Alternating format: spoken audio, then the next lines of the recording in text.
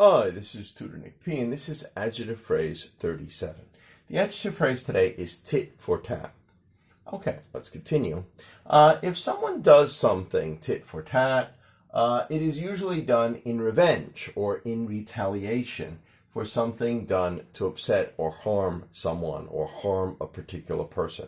So they did something, you do something back to them. It's a little bit like the idea of like an eye for an eye or a tooth for a tooth.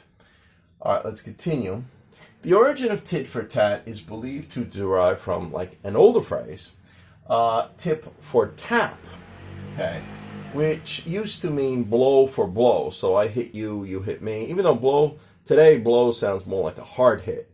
But, tit for tat, it would actually, or tip and tap would actually be a light hit today.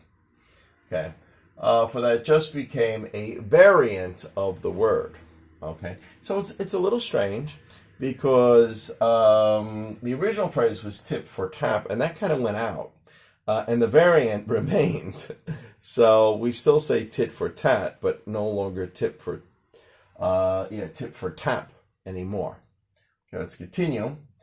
Okay, the word tip still has the meaning of a slight hit or a light hit. So just like in baseball, you could get a foul tip where the batter swings and he just barely, the ball just barely touches the bat. So that could be referred to as a foul tip. Or if you're passing somebody and you just barely touch them just slightly, you could say you just tipped them, or something just tipped it. Okay, let's continue. Tap is also a light hit, as in you tap someone on the shoulder, like trying to get hey buddy, hey, excuse me, trying to get somebody's attention, you tap them. Okay. Tit for tat could be found in John Haywood's book of Proverbs. Of course, he was another one that compiled or collected a lot of proverbs too. All right, we just have two examples here. Example number one.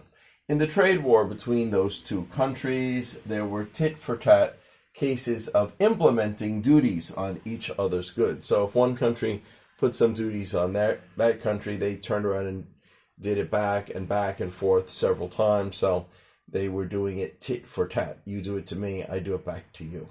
Okay. And we sometimes hear this too. Sometimes if two countries are angry at each other and they force their diplomats to leave. So if you force my diplomats to leave, you tit for tat, they'll turn around and do the same thing back to them. They'll force that country's diplomats to leave too. So we might hear it in that sort of situation as well.